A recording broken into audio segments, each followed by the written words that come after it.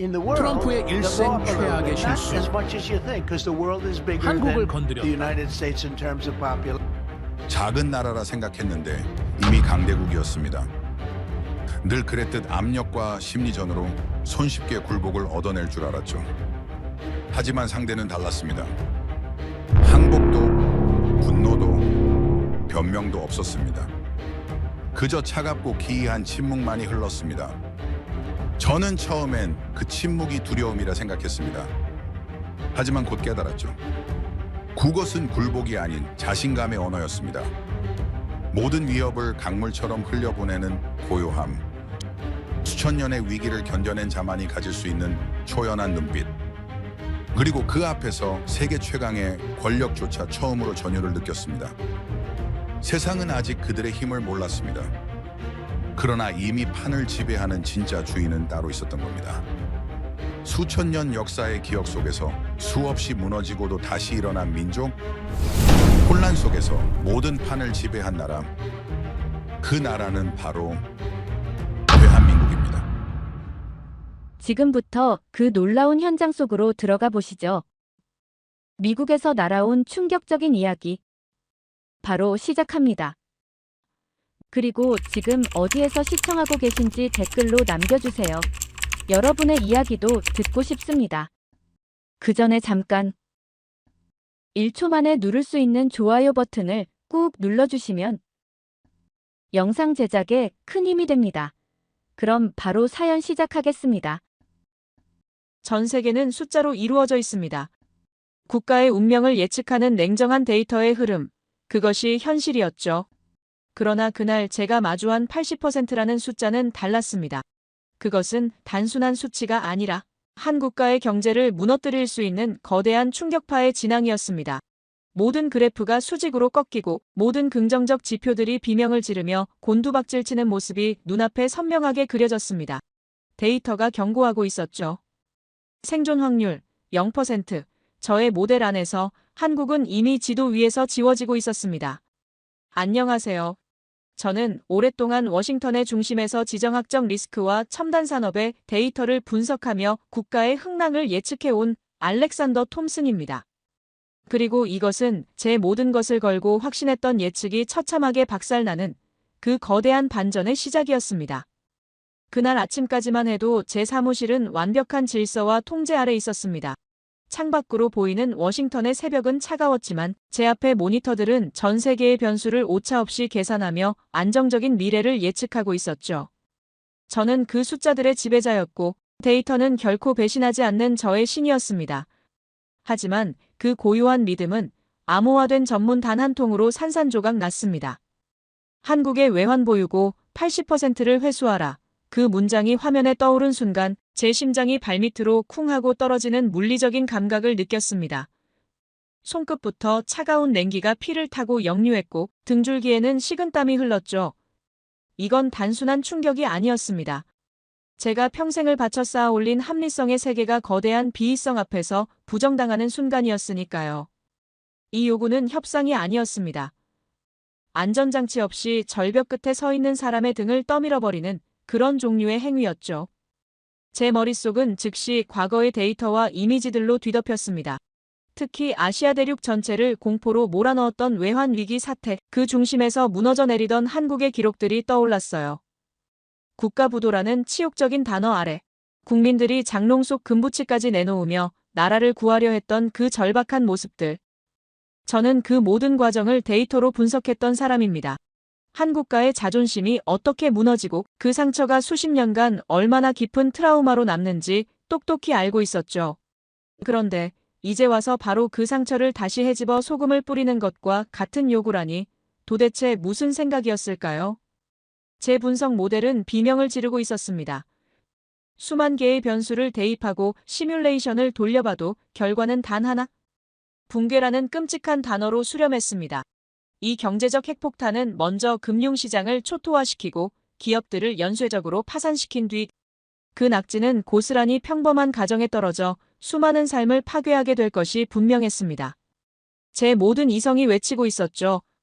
한국은 끝났다고 말입니다. 그런데 첫 번째 충격파가 채 가시기도 전에 저는 숨을 고를 틈도 없이 두 번째 공격을 맞이해야 했습니다. 제 단말기에 새로운 긴급 전문이 도착했을 때 저는 불길한 예감에 마른 침을 삼켰습니다. 암호화된 메시지가 한 줄씩 풀려나오는 모습은 마치 사형 집행 선고문을 읽는 것 같았어요. 모니터의 서늘한 빛이 제 얼굴을 비췄고 그 위에 떠오른 단어는 반도체 그리고 관세 100%였습니다. 그 순간 저는 충격을 넘어 온몸에 피가 역류하는 듯한 분노를 느꼈습니다. 이건 단순한 무역 보복 조치가 아니었어요. 상대의 심장을 향해 조준사격을 하는 명백한 산업 암살 시도였죠.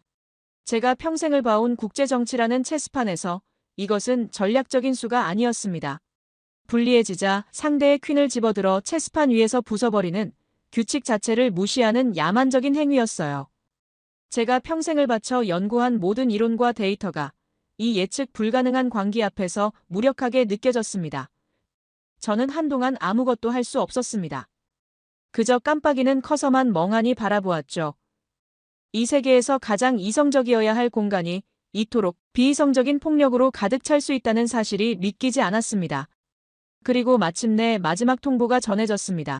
경제를 넘어 이제는 국가의 생존 자체를 위협하는 카드였죠. 바로 주한미군 철수 군사동맹의 파기 가능성이었습니다. 저는 모니터의 평택에 있는 거대한 기지의 항공사진을 띄웠습니다. 여의도의 5배가 넘는 그 압도적인 규모, 그곳은 단순한 군사기지를 넘어 동북아 전체의 안정을 유지하는 거대한 축이었습니다. 그리고 그 건설 비용의 대부분을 한국이 스스로 부담했다는 사실은 이 동맹의 무게를 상징하는 것이었죠. 그런데 그 모든 것을 버리고 떠날 수 있다는 말이 나온 겁니다. 이건 협박이 아니었습니다. 수십 년간 이어진 신뢰의 기반을 스스로 무너뜨리는 동맹의 종언을 고하는 예고편이었죠. 경제적 고립에 이어 군사적 고립까지 한국은 이제 사면초가에 빠진 것처럼 보였습니다. 제 데이터가 내린 생존 확률 0%라는 결론은 이제는 돌이킬 수 없는 현실이 되어 눈앞에 펼쳐지고 있었습니다. 저는 한국이 무너져 내리는 것은 이제 시간 문제라고 그렇게 결론을 내릴 수밖에 없었습니다. 워싱턴의 모든 전문가가, 모든 주요 언론이 저와 같은 생각을 하고 있었죠. 전 세계가 숨죽이고 한국의 항복 선언을 기다렸습니다. 저 역시 마찬가지였어요. 제 분석 모델의 마지막 페이지를 확인하며 그들의 공식적인 발표를 기다리고 있었습니다. 당연한 절차였으니까요. 이 정도의 압박 앞에서 버틸 수 있는 나라는 역사상 존재하지 않았습니다. 그런데 정말로 이상했습니다. 하루가 지나고 이틀이 지나도 제가 예상했던 그 어떤 일도 일어나지 않았습니다. 한국으로부터 들려온 것은 항복 선언도 긴급 기자회견도 아니었습니다. 그저 모든 것이 멈춘 듯한 깊은 정적, 그 어떤 데이터로도 설명할 수 없는 기이하고도 섬뜩한 침묵만이 흘렀을 뿐이죠. 마치 거대한 파도가 도시를 덮치기 직전 모든 소리가 사라지는 것처럼 부자연스러운 고요함이었습니다. 저는 그때 처음으로 깨달았습니다. 제 완벽한 데이터 모델이 예측하지 못하는 저 고요함 속에 거대한 비밀이 숨겨져 있다는 것을요. 한국의 그 기이한 침묵은 제 분석실의 공기를 무겁게 짓누르고 있었습니다. 저는 제 데이터 모델이 놓친 미지의 변수를 찾기 위해 밤을 새우고 있었는데 거대한 벽 앞에서 길을 잃은 기분이었죠. 세상에서 가장 정교하다고 자부했던 저의 예측 시스템이 그저 알 수 없음이라는 결과만을 뱉어내고 있었으니까요. 세상 모든 언론과 정보기관이 한국의 다음 수를 예측하기 위해 혈안이 되어 있었지만 돌아오는 것은 깊이를 알 수 없는 정적뿐이었습니다. 저는 그때까지만 해도 이 싸움의 무대가 오직 워싱턴과 한국, 단 두 곳이라고만 생각했어요. 제 사무실의 거대한 세계지도 위에서 다른 모든 국가들은 그저 회색으로 보일 뿐이었습니다. 하지만 그것이 제 치명적인 오판의 시작이었습니다. 새벽 4시가 막 지났을 무렵 제 단말기가 미친 듯이 울리기 시작했습니다. 고요했던 사무실의 정적을 찢는 날카로운 경고음이었는데 수십 개의 경고창이 동시에 화면을 뒤덮는 모습은 마치 시스템 전체가 마비되는 것 같았죠. 저는 본능적으로 발신지를 확인했습니다. 당연히 한국에서 보낸 메시지일 거라고 생각했으니까요. 하지만 제 눈을 의심해야만 했습니다. 발신지는 한국이 아니었어요. 바로 월가와 실리콘밸리, 미국 경제의 심장부에서 동시다발적으로 터져나온 비명이었습니다. 관세 절대 불가, 공급망이 무너지면 미국 기술은 질식사한다는 격앙된 내용의 보고서들이었죠.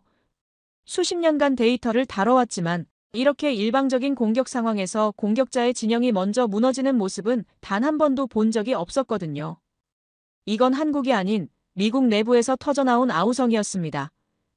그제야 저는 깨달았죠.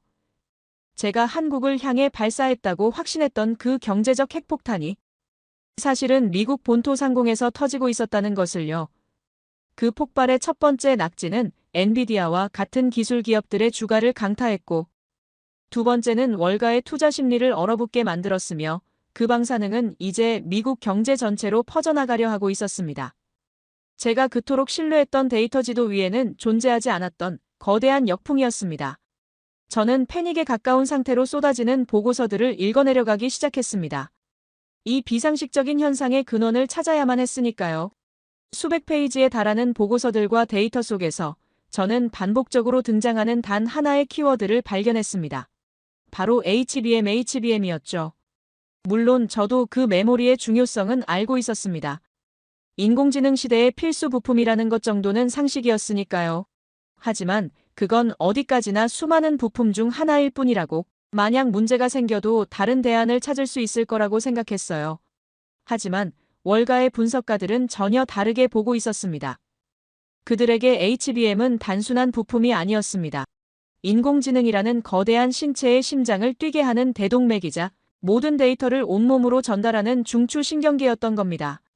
엔비디아의 최첨단 인공지능 칩이 아무리 뛰어나다고 해도 한국에 HBM이 없다면 그건 그냥 전기를 잡아먹는 쇳덩어리에 불과하다는 충격적인 분석이었죠. 마치 시속 300km로 달릴 수 있는 슈퍼카가 있는데 그 엔진에 피를 공급하는 연료 파이프가 없는 것과 같은 상황이었습니다. 데이터가 처리되는 길목에 거대한 병목 현상이 발생해서 제 아무리 뛰어난 칩도 제 성능을 전혀 내지 못한다는 겁니다. 저는 이 사실 앞에서 잠시 멍해질 수밖에 없었습니다. 하나의 작은 부품이 미국이 주도하는 거대한 기술혁명의 발목을 잡을 수 있다는 사실이 도무지 믿기지 않았거든요. 상황의 심각성을 깨달은 저는 곧바로 대안을 찾기 시작했습니다. 당연히 일본이나 미국의 다른 기업들도 비슷한 메모리를 개발하고 있었으니까요. 어떻게든 공급망을 다변화할 방법이 있을 거라고 믿었죠. 하지만 제가 마주한 데이터는 차갑고 절망적이었습니다. 모니터에 띄운 여러 기업의 성능, 비교 그래프는 마치 넘을 수 없는 거대한 벽처럼 보였죠. 속도, 전력 효율, 안정성, 그 어떤 항목에서도 한국의 기술력에 근접조차 하지 못했습니다. 격차는 최소 2~3년, 어쩌면 그 이상 벌어져 있었는데 하루가 다르게 발전하는 이 기술 전쟁터에서 그 정도의 격차는 영원과도 같은 시간이었습니다. 제 손으로 직접 데이터를 검증하면서도 손끝이 차갑게 식어가는 것을 느꼈습니다. 모든 탈출구가 막혀버린 기술적인 막다른 골목에 갇힌 기분이었습니다. 월가의 한 유력 투자은행에서 내놓은 보고서는 이 절망적인 상황에 쐐기를 박았습니다. 보고서의 제목부터 단호했죠. 대체 불가능한 왕국, 그리고 그곳의 침묵. 보고서는 만약 한국의 HBM 공급의 단 1%의 차질이라도 생길 경우 인공지능 산업 전체가 연쇄적으로 멈춰 설 것이라고 경고하고 있었습니다. 지난 몇 년간 미국 시장을 이끌어온 기술주들의 거대한 거품이 한순간에 꺼져버릴 수도 있다는 끔찍한 시나리오였죠. 제가 상상했던 것보다 훨씬 더 많은 것이 한국의 그 작은 반도체 칩 하나에 목숨을 걸고 있었던 겁니다. 보고서의 마지막 문장은 제 머리를 강하게 내리쳤습니다. 이제 공은 한국에게 넘어갔다. 저는 한동안 울리는 전화를 받지 않은 채 창밖의 어두운 새벽 풍경을 멍하니 바라보았습니다. 공격을 받은 것은 한국인데 왜 비명은 미국에서 들려오는가? 이 비상식적인 상황은 제 모든 분석 체계를 뿌리부터 뒤흔들었죠. 저는 그제야 깨달았습니다. 이것은 두 나라 간의 단순한 힘겨루기가 아니라 거미줄처럼 얽힌 세계 공급망 전체를 뒤흔드는 제가 상상했던 것보다 훨씬 더 거대한 전쟁이라는 것을요. 그리고 그 거미줄의 중심, 가장 중요한 그 지점을 한국이 조용히 손에 쥐고 있었습니다. 한국의 침묵은 혼란이나 두려움의 표현이 아니었던 겁니다. 그것은 자신의 손에 들린 카드가 무엇인지 정확히 아는 자의 차갑고 무서운 자신감이었죠. 제 분석실의 공기는 무겁게 가라앉아 있었습니다. 미국 내부에서 터져나온 예상 밖의 균열은 제 모든 분석 모델을 혼란에 빠뜨렸지만 그렇다고 해서 한국을 짓누르는 압박의 무게가 가벼워진 것은 아니었죠. 그 행정부의 의지는 여전히 단호했고 언제든 추가적인 공격을 감행할 수 있는 상황이었습니다. 저는 여전히 이 거대한 충돌의 결말이 한국의 파국일 것이라는 초기 분석을 완전히 거두지 못하고 있었어요. 다만 그 시점과 방식에 대한 확신이 흔들렸을 뿐입니다. 세상은 여전히 숨을 죽인 채 지정학적 절벽 끝에 아슬아슬하게 서 있는 그 작은 나라를 지켜보고 있었습니다. 바로 그때였습니다. 행정부의 압박이 최고조에 달했던 바로 그날, 시장에 전혀 다른 차원의 충격파가 전달되었습니다. 미국의 기술 혁신을 상징하는 인물, 전기차와 우주 탐사의 아이콘인 바로 그 사람이 삼성과 계약을 체결했다는 소식이었죠. 제 단말기 화면에 뜬 긴급이라는 붉은색 알림을 확인하기 전까지만 해도 저는 또 다른 압박 정책이 발표된 줄로만 알았습니다. 하지만 제 눈에 들어온 숫자는 제 모든 예상을 비웃고 있었습니다. 계약 규모는 무려 23조 원, 일개 기업의 부품 주문이라고는 도저히 믿을 수 없는 일부 국가의 1년 예산에 육박하는 천문학적인 금액이었어요. 저는 순간 온몸의 감각이 마비되는 듯 했습니다. 손에 들고 있던 차가운 커피잔의 감촉조차 느껴지지 않았죠. 이 행동을 어떻게 이해해야 합니까? 행정부가 한국의 반도체 숨통을 끊어버리겠다고 공언하는 바로 그 순간에 미국의 가장 상징적인 기업가가 오히려 한국의 기술에 자신의 미래 전부를 걸어버린 겁니다. 이것은 단순한 비즈니스 계약이 아니었어요. 그것은 현직 대통령의 정책 의지에 정면으로 반기를 드는 대담하고도 계산된 정치적 행위였습니다. 과연 이것이 한 사람의 돌출 행동이었겠습니까? 아니면 보이지 않는 거대한 흐름의 시작을 알리는 신호탄이었을까요?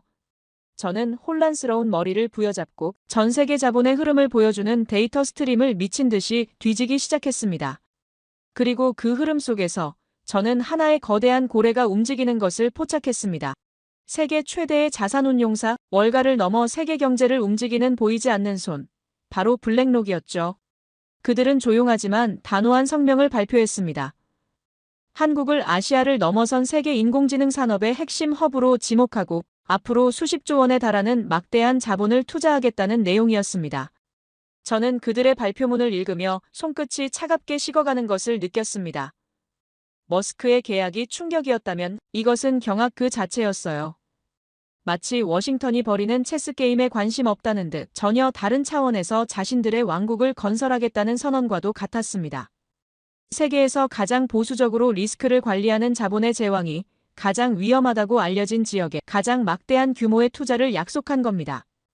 제 분석 모델 안에서 지정학적 리스크라는 항목은 붉은색 경고등을 뿜어내고 있는데 그들은 마치 그 경고등이 보이지 않는다는 듯이 행동하고 있었죠. 저는 그때 처음으로 근본적인 의문을 품게 되었습니다. 내가 리스크라고 분석한 그것이 어쩌면 그들에게는 기회라고 읽히는 것은 아닐까? 도저히 제 상식으로는 이해할 수 없는 일들이 눈앞에서 벌어지고 있었습니다. 그 의문의 마지막 조각은 인공지능 시대의 새로운 왕으로 불리는 샘 올트먼의 행보가 맞추었습니다. 저는 그저 다음 행선지를 확인하는 수준으로 그의 동선을 파악하고 있었는데 그의 전용기가 향한 곳은 워싱턴이나 베이징이 아니었습니다. 그는 마치 성지를 순례하는 신도처럼 직접 한국을 찾았습니다. 그리고 그곳에서 인공지능 혁신의 미래가 한국의 기술력에 달려있다는 점을 분명히 했죠. 그의 방안은 하나의 상징적인 사건이었습니다. 첨단 제조업의 왕, 금융자본의 왕, 그리고 인공지능 기술의 왕이 마치 약속이라도 한 듯 모두 한 곳을 가리키고 있었으니까요. 이제 패턴은 명확해졌습니다. 이건 우연이 아니었어요. 저는 그때부터 질문을 바꾸었습니다. 왜 리스크에도 불구하고 한국으로 가는가?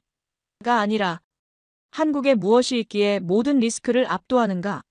라는 질문으로 말입니다. 저는 한국의 산업 데이터를 처음부터 다시 뜯어보기 시작했습니다. 반도체, 배터리, 전력망, 통신 인프라, 그리고 조선 기술까지 모든 데이터를 하나의 그림 위에 펼쳐놓았죠. 그리고 그 순간 저는 거대한 그림의 실체를 보고야 말았습니다. 마치 안개 속에 가려져 있던 거대한 산맥이 드러나는 듯한 전율이 온몸을 훑고 지나갔습니다. 한국은 단순히 반도체만 잘 만드는 나라가 아니었습니다.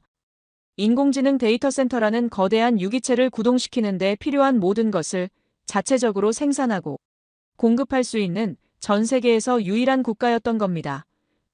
최첨단 반도체는 두뇌 역할을 하고 세계 최고 수준의 배터리와 전력망은 쉬지 않고 에너지를 공급하는 심장과 혈관 역할을 합니다. 그리고 세계 1등 조선 기술은 바다 위에 거대한 데이터 센터를 띄울 수 있는 새로운 육체를 만들어낼 수 있었죠. 마치 기저귀부터 전투기까지 모든 것을 만들어내는 나라라는 인터넷에서 본 우스갯소리가 현실의 데이터로 증명되는 순간이었습니다. 마지막으로 저는 한국의 경쟁자들을 분석했습니다. 지정학적 리스크라는 거대한 시한폭탄을 안고 있는 대만은 장기적인 투자처로는 부적합했고 한때 기술대국이었던 일본은 이 새로운 전쟁터에서 필요한 핵심 기술들을 놓쳐버린 상태였죠. 분석을 마치고 의자 깊숙이 몸을 기댔을 때 제 입에서는 긴 한숨이 터져나왔습니다. 답은 명확했어요. 다른 선택지는 없었습니다. 한국은 대체 불가능한 유일한 선택지였던 겁니다. 저는 상상조차 하지 못했습니다. 워싱턴에 그토록 거센 압박을 받던 이 작은 나라가 사실은 미래 산업의 모든 열쇠를 쥐고 세계 자본의 중심이 될 줄은 말입니다. 그 순간 제 마음속에서는 혼란과 경악을 넘어선 어떤 경외심 같은 감정이 조용히 피어오르고 있었습니다. 제 분석실의 거대한 모니터는 이제 한국이라는 단 하나의 주제로 가득 차 있었습니다. 지난 며칠간 제가 목격한 것은 합리적인 데이터 분석의 세계를 넘어선 거의 초현실적인 현상이었죠. 분명 워싱턴의 압박은 그 강도를 더해가고 있었는데 정작 위기감을 느끼는 쪽은 공격을 받는 한국이 아니라 공격을 구경하던 저 자신과 월가의 분석가들이었습니다. 저는 이제 한국을 예측 불가능한 변수가 아닌 이 판의 질서를 새로 쓰는 상수로 놓고 봐야 한다는 것을 깨닫고 있었어요. 하지만 그럼에도 불구하고 저는 여전히 한국 정부가 내놓을 공식적인 답변을 기다리고 있었습니다. 어떤 식으로든 외교적인 수사를 동원해 상황을 봉합하려 할 것이라고. 그것이 약소국이 강대국 앞에서 취할 수 있는 유일한 생존법이라고 믿었으니까요. 하지만 제가 마주한 한국의 공식적인 답변은 제 상상을 또 한 번 처참하게 부수어버렸습니다. 외교적인 수사나 복잡한 협상안 같은 것은 존재하지 않았어요. 그저 짧고 건조하며 칼날처럼 단호한 한마디가 전부였습니다. 때리려면 때려라. 저는 그 문장을 보고 잠시 숨을 쉬는 것조차 잊었습니다. 이게 과연 한 나라의 공식적인 외교 논평이 맞습니까? 동네 불량배들의 싸움에서나 나올 법한 지극히 원초적이고 도발적인 언사였죠. 저는 혹시 번역에 오류가 있었는지 몇 번이고 다시 확인해야만 했습니다. 역사상 그 어떤 나라도 세계 최강대국의 전방위적인 압박 앞에서 이런 식으로 응수한 전례는 없었으니까요. 이건 무모한 객기가 아니었습니다. 오히려 상대방의 칼날 바로 앞에 자신의 목을 들이밀며 찌를 테면 찔러보라. 그 칼이 부러지지 않을 자신이 있다면이라고 말하는 듯한 소름 끼치는 자신감의 표현이었어요. 저는 그때 처음으로 이 작은 나라가 가진 배짱의 실체를 마주하고 덩줄기가 서늘해지는 것을 느꼈습니다. 도대체 이 자신감의 근거는 무엇이고 저들은 무엇을 믿고 이런 극단적인 선택을 하는 것입니까? 제 머릿속은 온통 물음표로 가득 찼지만 제 데이터 모델은 여전히 그 어떤 답도 내놓지 못하고 있었습니다. 저는 혼란스러운 마음으로 한국 내부의 여론을 확인하기 시작했습니다. 당연히 이런 정부의 강경한 태도는 국민적인 반발에 부딪힐 것이라고 예상했죠. 경제가 파탄날 수도 있는 위험한 도박에 국민들이 동의할 리가 없었으니까요. 과거 외환위기 시절 정부의 무능함에 분노하고 절망했던 그들의 모습을 저는 데이터로 똑똑히 기억하고 있었습니다. 하지만 제가 마주한 현실은 또 한 번 저를 핥히고 지나갔습니다. 한국의 여론은 정부에 대한 비판이 아니라 오히려 정부보다 더 강경한 목소리로 들끓고 있었습니다. 죽어도 주지 마라. 2번 다시는 당하지 않는다. 서울 도심의 광장에서 울려 퍼지는 시민들의 목소리는 분노가 아니었어요. 그것은 과거의 치욕을 반복하지 않겠다는 처절한 결의에 가까웠습니다. 우리의 기술을 넘겨주느니 차라리 함께 죽겠다는 그들의 외침 속에서 저는 이 싸움이 단순한 경제전쟁이 아님을 깨달았죠. 이것은 한 민족의 자존심과 생존권이 걸린 총성 없는 독립전쟁이었습니다. 국민과 기업, 그리고 정부가 기술주권이라는 하나의 목표 아래 똘똘 뭉쳐있는 모습은 제가 지난 수십 년간 그 어떤 나라에서도 보지 못했던 광경이었습니다. 저는 그때 확신했습니다. 이 나라는 제가 알던 외환위기 시절의 그 나라가 아니라는 것을요. 그렇다면 기업들은 어떨까요? 이 살얼음판 같은 상황에서 가장 큰 피해를 볼 수밖에 없는 삼성과 SK 같은 기업들은 당연히 정부에 매달려 협상을 애원하고 있어야 정상이었습니다. 저는 그들의 주가가 폭락하고 신용 등급이 하향 조정될 것이라는 비관적인 보고서를 작성할 준비를 하고 있었죠. 하지만 제가 입수한 한국 기업 내부의 분위기는 제 예상을 완전히 빗나갔습니다. 그들에게서는 그 어떤 불안이나 동요도 찾아볼 수 없었어요. 오히려 태풍의 눈처럼 고요하고 차분한 자신감마저 느껴졌습니다. 그들의 자신감은 정치나 외교가 아닌 오직 기술 그 자체에 뿌리를 내리고 있었습니다. 우리가 멈추면 세계가 멈춘다는 차가운 현실을 그들은 누구보다 잘 알고 있었던 겁니다. 워싱턴의 정치인들이 아무리 서류 위에서 위협적인 언사를 쏟아내도 반도체 공장 클린룸 안의 물리 법칙을 바꿀 수는 없다는 것을요. 그들의 그런 묵직한 침묵이야말로 수백 장의 성명서보다 더 강력한 메시지를 워싱턴에 던지고 있었습니다. 그리고 마침내 한국의 경제 전문가들 사이에서 무서운 이야기가 흘러나오기 시작했습니다. 그것은 공식적인 발표가 아니었지만 오히려 그래서 더 현실적인 위협으로 다가왔죠. 관세를 부과하겠다고. 그렇다면 관세만큼 가격을 올려서 팔면 된다. 이 단순하고 명쾌한 한마디는 제 머리를 강하게 내리치는 충격이었습니다. 그제야 이 기이한 자신감의 마지막 퍼즐 조각이 맞춰졌어요. 그들은 이 싸움의 본질을 완벽하게 꿰뚫고 있었던 겁니다.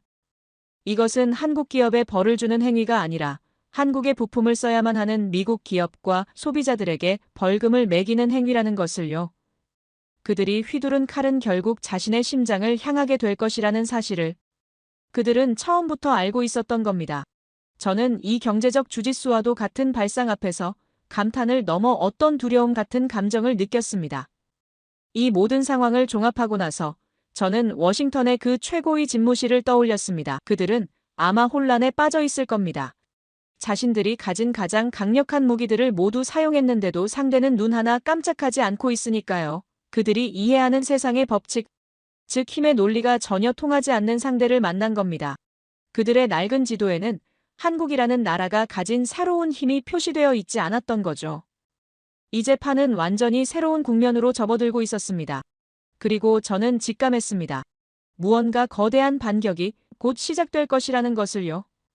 한국이 보여준 당당한 태도는 제 분석실의 모든 가설을 원점부터 다시 생각하게 만들었습니다. 그들의 배짱이 단순한 허세나 계산된 정치적 수사가 아니라는 것은 분명했죠. 그것은 마치 자신의 패를 완벽하게 읽고 있는 숙련된 포커 플레이어의 고요함과도 같았습니다. 저는 그 자신감의 원천, 그들이 손에 쥐고 있는 카드의 실체를 확인해야만 했습니다. 그래서 저는 워싱턴의 정치적 소음으로부터 벗어나 오직 차갑고 객관적인 기술 데이터의 세계로 한국의 심장부, 그들이 자랑하는 반도체 기술의 가장 깊은 곳으로 다시 한번 파고들기 시작했어요. 가장 먼저 제 눈에 들어온 것은 인공지능 시대의 심장, HBM에 관한 최신 기술 보고서였습니다.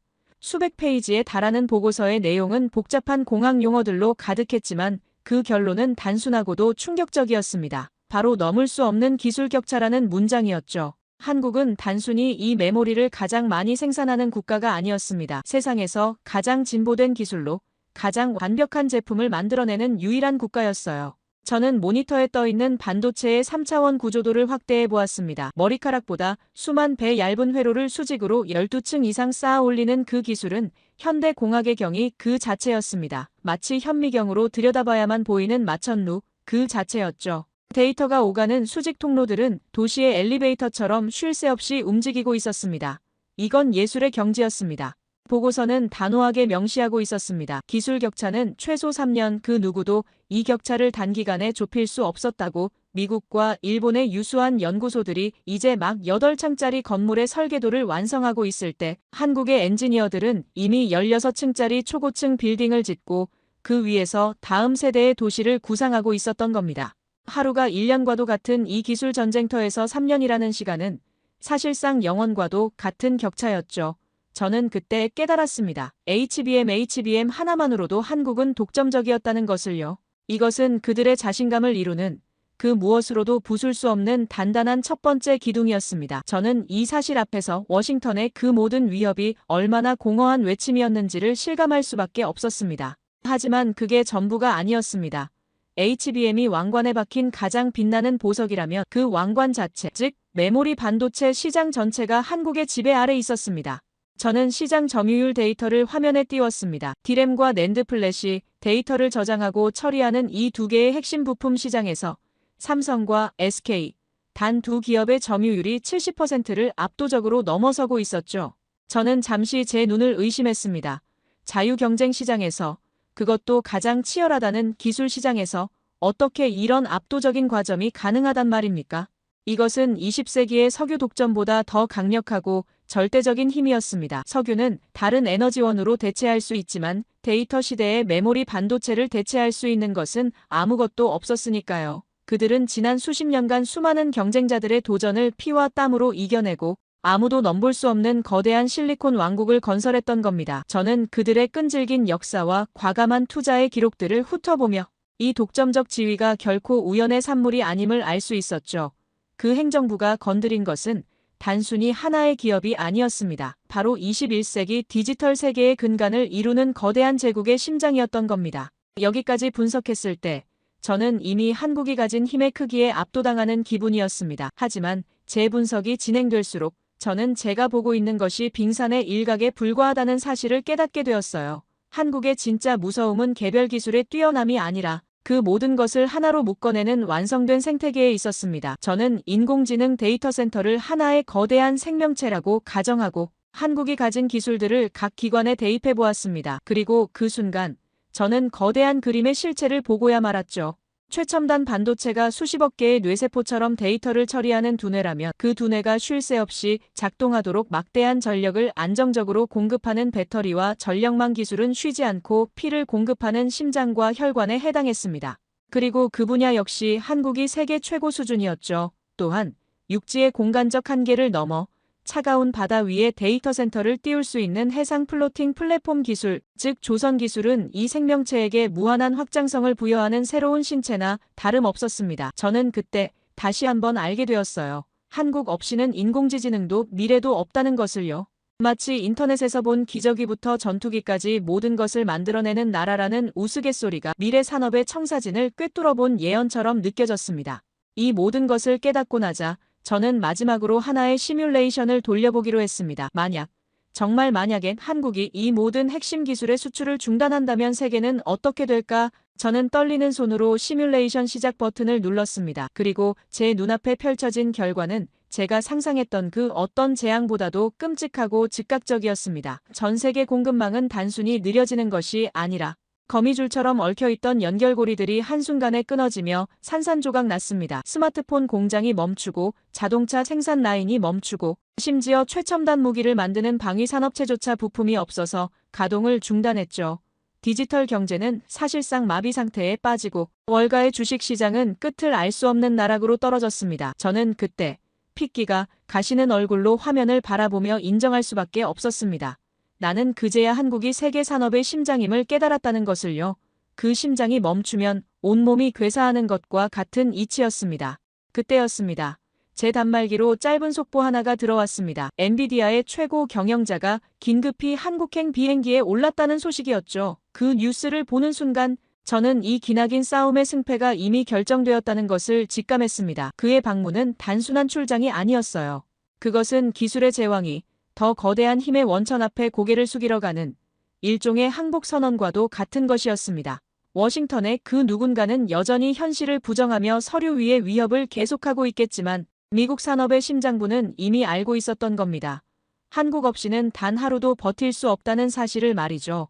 그들은 자신들의 생존을 위해 그들만의 외교를 시작한 겁니다. 제 분석실의 거대한 모니터 위에는 이제껏 제가 완성시킨 그 어떤 보고서보다도 더 충격적인 진실들이 펼쳐져 있었습니다. 기술과 자본의 흐름을 통해 저는 이미 한국이 단순한 동맹국을 넘어 세계 산업의 심장이라는 결론에 도달했죠. 하지만 제 머릿속 한편에는 여전히 마지막 의문이 남아 있었습니다.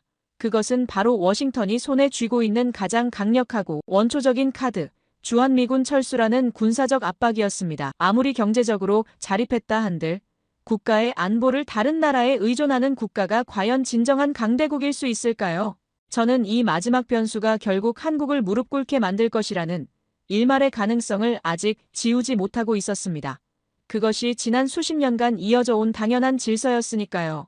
그래서 저는 낡은 지도를 버리고 미지의 대륙을 탐험하는 탐험가의 심정으로 한반도의 군사 균형 데이터를 처음부터 다시 검토하기 시작했습니다. 그리고 제가 처음으로 마주한 숫자는 제 상식을 또 한 번 비웃는 믿을 수 없는 데이터였습니다. 바로 세계 군사력 순위의 변화였죠. 불과 10년 전까지만 해도 10위권밖에 머물러 있던 한국의 순위가 현재는 세계 5위를 기록하고 있었습니다. 저는 잠시 제 눈을 의심했습니다. 손가락으로 화면의 숫자를 여러 번 다시 짚어보아야만 했죠. 10년 만에 12위에서 5위로 도약했다니 이건 믿기 어려웠습니다. 저는 데이터에 오류가 있는 것은 아닌지 집계 방식에 문제가 있는 것은 아닌지 몇 번이고 교차 검증을 해야만 했어요. 한국과의 군사력이 그것도 최상위권에서 이렇게 짧은 시간 안에 수직으로 상승하는 것은 역사적으로 전례가 없는 일이었으니까요. 이것은 단순히 예산을 늘리고 무기를 몇 개 더 사들이는 수준의 변화가 아니었습니다. 국가 전체의 국방 철학과 산업 구조가 뿌리부터 바뀌지 않으면 불가능한 그야말로 혁명적인 도약이었죠. 저는 이 조용한 혁명 앞에서 제가 얼마나 오랫동안 한국을 낡은 편견 속에 가두어두고 있었는지를 깨달으며 등골이 서늘해지는 것을 느꼈습니다. 저는 이 믿을 수 없는 성장의 실체를 파고들기 위해 그들의 무기체계 목록을 하나씩 뜯어보기 시작했습니다. 그리고 곧이어 더 놀라운 사실과 마주해야 했죠. 그들은 더 이상 미국의 무기를 수입하는 고객이 아니었습니다. 오히려 세계 방산 시장에서 미국과 어깨를 나란히 하는 강력한 경쟁자이자 수출국으로 변모해 있었던 겁니다. 제 모니터에는 세계 각국으로 팔려나가는 한국산 무기들의 재원과 성능 데이터가 쉴 새 없이 스쳐 지나갔습니다. 폴란드의 혹독한 겨울 평원을 질주하는 K9 자주포의 압도적인 성능, 동남아시아의 깊은 심해를 조용히 누비는 최첨단 잠수함의 정숙성, 그리고 마침내 자신들의 기술로 만들어낸 전투기가 세계의 하늘을 날고 있었습니다. 전투기, 잠수함, 자주포, 한국은 이제 수출국이었습니다. 저는 그들의 무기 수출 목록을 보며 이 나라가 얼마나 조용하고도 치밀하게 자신들만의 힘을 길러왔는지 깨달을 수 있었죠. 마치 제자라고 생각했던 학생이 어느새 자신만의 학파를 세우고 스승의 자리를 위협하는 것을 목격한 듯한 그런 서늘한 충격이었습니다. 그들은 더 이상 도움을 받는 존재가 아니었습니다. 스스로의 힘으로 서는 것을 넘어 이제는 다른 나라의 힘을 빌려주는 존재가 되어 있었습니다. 하지만 저를 진정으로 전율하게 만든 것은 단순히 눈에 보이는 무기들이 아니었습니다. 그 모든 것을 하나로 묶어 유기적인 전투 시스템으로 완성시킨 그들의 국방 전략, 이른바 삼축체계의 실체였죠. 저는 그들의 방어 시스템 설계도를 보며 이것이 단순히 적의 공격을 막아내는 수동적인 방패가 아님을 알 수 있었습니다. 이것은 자신들의 운명을 그 누구의 손에도 맡기지 않겠다는 차갑고도 결연한 의지의 결정체였습니다. 첫 번째 축인 킬체인은 적의 공격 징후를 사전에 탐지하고 핵과 미사일 기지를 선제 타격하는 날카로운 창이었고, 두 번째 축인 한국형 미사일 방어체계는 혹시라도 날아오는 모든 위협을 다층적으로 요격하는 철벽 방패였습니다. 그리고 마지막 세 번째 축인 대량 응징 보복은 그 모든 방어를 뚫고 공격을 감행한 적에게 상상 이상의 보복을 가해 수도를 지도상에서 지워버릴 수도 있는 숨겨진 비수였죠. 창과 방패, 그리고 비수까지, 이 완벽한 삼위일체는 오직 자신의 힘으로 자신의 운명을 결정하겠다는 강력하고도 무서운 선언이었습니다. 저는 이 전략 앞에서 깨달았습니다. 한국은 이미 군사적으로도 자립할 수 있는 강국이었다는 것을요. 이 모든 것을 깨닫고 난 뒤 저는 워싱턴이 마지막 카드라고 믿고 흔들어대던 주한미군 철수라는 위협을 다시 바라보았습니다. 그러자 이제껏 보이지 않던 진실이 보이기 시작했죠. 그것은 더 이상 위협적인 카드가 아니었습니다. 그저 아무런 힘도 없는 종이 호랑이에 불과했습니다. 저는 저도 모르게 헛웃음을 터뜨리고 말았습니다. 워싱턴의 그 누군가는 상대가 이미 자신을 뛰어넘는 무기를 손에 쥐었다는 사실조차 모른 채 낡은 총을 흔들며 위협하고 있었던 겁니다. 그의 그 위협은 현실을 제대로 보지 못하는 자의 공허한 독백처럼 들렸습니다. 오히려 주한미군 철수는 한국의 위기가 아니라 미국의 손해였습니다. 저는 평택에 있는 거대한 미군 기지의 위성 사진을 다시 화면에 띄웠습니다. 이곳은 동북아시아 전체를 감시하고 중국과 러시아를 견제하고 미국의 세계 전략에 있어 가장 중요한 심장부였습니다. 그리고 그 심장을 건설하고 유지하는 비용의 대부분을 한국이 부담하고 있었죠. 만약 미군이 이곳에서 철수한다면 미국은 이 정도 규모와 전략적 위치를 가진 기지를 이 정도의 비용으로 세계 그 어디에서도 다시는 구할 수 없을 겁니다. 그들은 스스로를 가두는 황금 감옥을 한국의 돈으로 지어놓은 셈이었어요. 그들은 손님이었지만 마치 주인인 것처럼 행동하고 있었던 겁니다. 저는 그때 비로소 모든 것을 알 수 있었습니다. 경제, 기술, 그리고 이제는 군사력까지. 한국은 이미 그 어떤 외부의 위협에도 흔들리지 않을 만큼 단단하고 강인한 국가가 되어 있었습니다. 워싱턴의 압박은 그들을 무너뜨린 것이 아니라 오히려 그들이 얼마나 강한 존재인지를 전 세계에 증명하는 계기가 되어 주었을 뿐이죠. 그들은 더 이상 보호가 필요한 동맹이 아니었습니다. 이미 세계의 질서를 움직이는 새로운 강대국이었습니다. 저는 조용히 보고서의 마지막 문장을 작성했습니다. 이제 모든 역할은 끝났다. 배우는 퇴장하고 새로운 주인이 무대에 오를 시간이다. 제 분석실의 거대한 세계 지도 위에서 저는 이제껏 보지 못했던 새로운 선들이 그려지는 것을 보고 있었습니다. 그것은 국경이나 군사동맹을 표시하는 낡은 선이 아니었어요. 기술과 자본, 그리고 권력이 이동하는 보이지 않는 길이었죠. 한국이라는 작은 점을 중심으로 전 세계의 모든 선들이 마치 새로운 자기장처럼 재편되고 있었습니다. 저는 이 거대한 변화의 소용돌이 속에서 워싱턴이 던졌던 그 오만하고 폭력적이었던 카드들이 이제 워싱턴의 심장부에서 어떤 결과를 낳고 있는지를 마지막으로 확인하기 시작했습니다.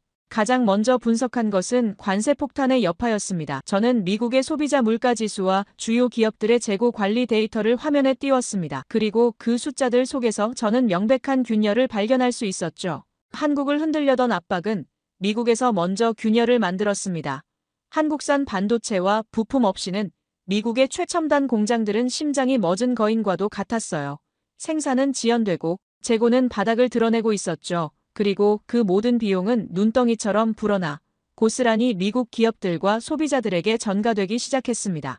이것은 더 이상 전문가들의 보고서 속에만 존재하는 미래 예측이 아니었어요. 월마트의 전자제품 가격표 위에서, 포드 자동차의 신차 가격 위에서 평범한 미국인들이 매일 마주하는 고통스러운 현실이 되어가고 있었습니다. 관세는 미국 가정의 식탁, 물가를 폭탄처럼 흔들었다는 표현은 결코 과장이 아니었습니다. 오히려 그 폭탄의 안전핀을 뽑아 던진 것은 다름 아닌 워싱턴의 그 집무실이었죠. 저는 미친 듯이 치솟는 물가 그래프를 보며 이 무모하고 자기중심적인 전략이 어떻게 스스로의 심장부를 파괴하고 있는지를 똑똑히 볼 수 있었습니다. 이것이 과연 그들이 원했던 결과였을까요? 두 번째로 검토한 것은 국제사회의 질서 자체를 무시했던 외환보유고 요구의 결과였습니다. 저는 전 세계 주요 동맹국들의 외교 전문과 언론 보도들을 실시간으로 분석했습니다.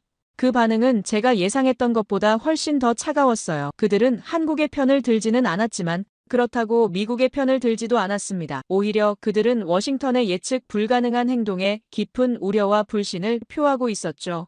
마치 동네에 신뢰받던 경찰이 어느 날 갑자기 강도로 돌변한 것을 목격한 듯한 그런 당혹스러운 반응이었습니다.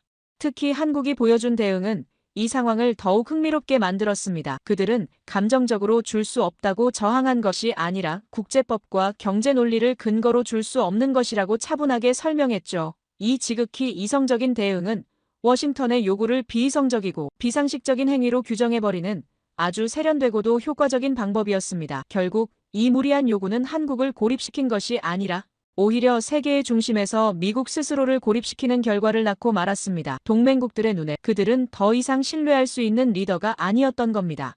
마지막으로 저는 그들이 가장 강력하다고 믿었던 카드, 주한미군 철수 위협이 어떻게 무력화되었는지를 살펴보았습니다. 제 분석은 이미 그 위협이 본질이 공허하다는 쪽으로 기울고 있었지만 워싱턴 내부에서 들려오는 소식들은 제 분석을 현실로 증명해주고 있었죠.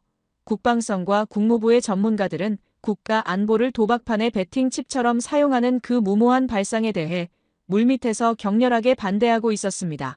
그들의 반대는 동맹국인 한국을 위해서가 아니었어요. 바로 미국의 국익, 동북아시아에서의 영향력을 지키기 위한 필사적인 저항이었습니다. 저는 이 상황을 보며 마치 한편의 부조리극을 보는 듯한 기분이었습니다. 최고 권력자가 철수하라고 외치고 있지만 정작 그 참모들은 철수하면 우리가 죽는다며 말리고 있는 형국이었으니까요. 이 위협은 한국에게는 더 이상 그 어떤 효력도 갖지 못했습니다. 오히려 한국 내부에서는 이번 기회에 완전한 자주 국방을 이루어야 한다는 목소리만 더욱 커지고 있었죠. 한때는 절대적인 힘을 가졌던 그 카드가 이제는 아무도 두려워하지 않는 종이 호랑이가 되어버린 겁니다. 저는 화면에 떠있는 이 모든 실패의 기록들을 즉 경제적 자해, 외교적 고립, 군사적 자가당착을 한참 동안 말없이 바라보았습니다. 그리고 마침내 이 모든 조각들을 하나로 꿰뚫는 거대한 진실과 마주하게 되었죠. 저는 새로운 분석 모델을 열어 딱 하나의 변수를 바꾸어 보았습니다. 미국이 한국에 미치는 영향력이 아니라 한국이 미국에 미치는 영향력으로 말입니다. 그러자 모든 것이 너무나도 완벽하게 설명되기 시작했습니다. 반도체 기술의 의존성, 인공지능 산업의 미래, 월가의 안정, 그리고 동북아에서의 군사적 패권까지 그 모든 것의 중심에 한국이 있었습니다. 지난 수십 년간 우리가 당연하게 생각해왔던 모든 관계가 사실은 완전히 뒤집혀 있었던 겁니다. 다시 한번 알게 된 것은 미국이 한국을 필요로 한다는 것이며 이건 감정적인 수사가 아니었습니다. 수만 개의 데이터가 증명하는 차갑고도 명백한 현실이었습니다. 제 분석실의 거대한 세계 지도 위에서 이제 권력의 흐름은 더 이상 워싱턴에서 뻗어나가지 않았습니다. 오히려 서울이라는 작은 점에서 뿜어져 나오는 강력한 에너지가 전 세계의 기술과 자본을 끌어당기고 있었죠. 저는 그 거대한 흐름의 역전을 제 눈으로 똑똑히 목격하고 있었습니다. 이 반전의 순간 앞에서 저는 더 이상 분석가가 아니었습니다. 그저 새로운 시대의 탄생을 경외감에 찬 눈으로 바라보는 한 명의 증인이었을 뿐입니다. 제 분석실의 거대한 세계 지도 위에서 이제 권력의 흐름은 더 이상 워싱턴에서 일방적으로 뻗어나가지 않았습니다. 오히려 서울이라는 작은 점에서 뿜어져 나오는 강력한 에너지가 전 세계의 기술과 자본을 끌어당기고 있었죠. 워싱턴의 정치적 소음과는 무관하게 세상의 진짜 거물들은 이미 답을 알고 있었습니다. 첨단 제조업의 왕과 금융자본의 제왕, 그리고 인공지능 기술의 선지자까지 그들의 발걸음이 왜 한결같이 한국으로 향했는지 이제 그 의미는 너무나도 명확해졌습니다. 그들의 움직임은 단순한 투자가 아니었어요. 그것은 미래가 어디에 있는지를 온몸으로 증명하는 거스를 수 없는 시대의 선언이었습니다. 세계는 더 이상 한국을 의심하지 않습니다. 이제는 배우려 합니다. 그들이 어떻게 이 모든 것을 이뤄냈는지, 그 저력의 비밀은 무엇인지 알고 싶어 하죠. 한때는 변방의 작은 나라, 전쟁의 폐허 위에서 원조를 받던 그 나라가 어떻게 반세기 만에 세계 산업의 심장으로 거듭날 수 있었을까요? 그 해답은 단순히 반도체나 자동차 같은 개별 산업의 성공 신화만으로는 설명할 수가 없었습니다. 그것은 훨씬 더 근본적인 힘, 즉 반도체와 조선, 배터리와 군사력까지 미래 시대에 필요한 모든 것을 스스로 만들어내는 풀패키지 강대국으로서의 압도적인 실체였습니다. 서울의 한 방산 전시회에서 본 광경이 떠오릅니다. 그곳에 전시된 최첨단 무기들은 더 이상 단순한 강철 덩어리가 아니었어요. 세계 최고의 반도체 기술과 인공지능, 그리고 배터리 기술이 결합된 살아 움직이는 유기체와도 같았습니다. 그 모습에서 이 나라가 가진 저력의 깊이를 다시 한번 실감할 수 있었죠. 눈에 보이는 화려함보다 그 안에 담긴 기술의 깊이와 산업 생태계의 단단함이 보는 이를 압도하고 있었습니다. 이 모든 것을 목격하고 나니 제 머릿속에서는 두 개의 영상이 선명하게 교차하기 시작했습니다. 하나는 제가 데이터베이스 속에서 수없이 보았던 외환위기 시절의 낡은 흑백 영상이었습니다. 국가부도라는 치욕적인 현실 앞에서 고개를 숙인 사람들, 절망과 무기력에 빠진 거리의 풍경은 보는 것만으로도 가슴이 아팠죠. 하지만 다른 한편에서는 지금 제 눈앞에 펼쳐지고 있는 21세기 대한민국의 컬러풀한 영상이 재생되고 있었습니다. 전 세계 젊은이들이 열광하는 문화의 중심지, 밤낮을 가리지 않고 새로운 기술이 탄생하는 혁신의 심장부, 그리고 그 어떤 위협 앞에서도 당당하게 자신들의 목소리를 내는 자신감 넘치는 사람들의 모습. 이 두 개의 영상을 어떻게 같은 나라라고 할 수 있겠습니까? 불과 한 세대 만에 절망의 흑백 필름을 희망의 풀컬러 영상으로 바꾸어 놓은 그들의 힘은 정말이지 경이롭다는 말 외에는 표현할 길이 없었습니다. 작은 나라라고요? 아닙니다. 한국은 이미 강대국이었습니다. 그렇다면 이 모든 것을 가능하게 한 진짜 힘은 어디에서 나왔을까요? 저는 그 해답을 기술이나 군사력이 아닌 뜻밖의 곳에서 찾을 수 있었습니다. 바로 위기 앞에서 하나로 뭉치는 그들의 놀라운 결집력이었죠. 정부가 흔들리지 않고 기업이 기술력으로 버티고 국민들이 두 번 다시는 지지 않겠다며 한 목소리를 내는 그 모습. 그것이야말로 그 어떤 최첨단 무기보다도 강력한 이 나라의 진정한 전략 자산이었습니다. 그들은 위기를 통해 더 단단해지고 압박을 통해 더 강해지는 그런 특별한 민족이었던 겁니다. 수많은 외세의 침략과 역경 속에서도 꺾이지 않았던 그들의 역사가 오늘날의 기적을 만들어낸 보이지 않는 엔진이었던 셈이죠. 이제 워싱턴의 분석가로서가 아니라 한 명의 인간으로서 이 위대한 역전의 서사를 목격한 증인으로서 선언하고자 합니다. 관계는 완전히 역전되었습니다. 이제는 미국이 한국을 필요로 합니다. 그리고 나는 미국 전문가로서 한국이 미래의 심장임을 선언합니다. 그 심장은 지금 이 순간에도 세계를 향해 새로운 피를 힘차게 뿜어내고 있습니다. 이 이야기는 결코 과장이 아니에요. 제가 직접 데이터로 확인하고 제 눈으로 목격한 21세기의 가장 위대한 반전 드라마였습니다. 우리의 후손들이 살아갈 미래는 아마도 지금과는 많이 다를 겁니다. 하지만 한 가지는 확실해요. 그 미래의 중심에는 바로 이곳, 대한민국이 있을 것이라는 사실입니다. 부디 이 놀라운 성취를 자랑스러워하고 더 큰 책임감으로 세계를 이끌어 나가는 나라가 되었으면 좋겠습니다. 그리고 더는 과거의 상처에 얽매이지 않고 자신들이 이룬 위대한 역사를 바탕으로 더 밝은 미래를 열어가기를 진심으로 바랍니다. 제 이야기를 끝까지 들어주셔서 감사합니다. 모두 안녕히 계세요. 오늘의 사연 어떻게 들으셨나요? 처음에는 작은 나라라고만 여겨졌지만 이야기가 진행될수록 그 나라가 가진 힘은 단순한 경제나 군사력이 아니었죠. 압박에도 무너지지 않는 배짱, 그리고 침묵 속에서 드러난 자신감. 결국 그것이 세상을 움직이는 진짜 힘이었습니다. 어쩌면 이건 한국가만의 이야기가 아니라 우리 모두가 위기를 어떻게 마주하고 또 어떻게 극복할 수 있는가에 대한 메시지일지도 모릅니다. 강대국도 무릎 꿇게 만든 건 화려한 무기가 아니라 조용히 쌓아온 기술과 의지였으니까요. 여러분은 어떻게 생각하시나요? 정말 강대국의 정의는 힘의 크기에서 오는 걸까요? 아니면 꺾이지 않는 의지에서 오는 걸까요? 여러분의 생각을 아래 댓글에 남겨주세요. 그리고 감동적인 사연을 주변 사람들과 공유하고 함께 이야기 나눠보세요. 마지막으로 1초밖에 걸리지 않는 구독과 좋아요, 알림 설정은 영상 제작에 큰 힘이 됩니다. 지금까지 감동을 담아 여러분께 진심을 전하는 감동담기였습니다. 오늘 하루도 행복한 하루 보내세요.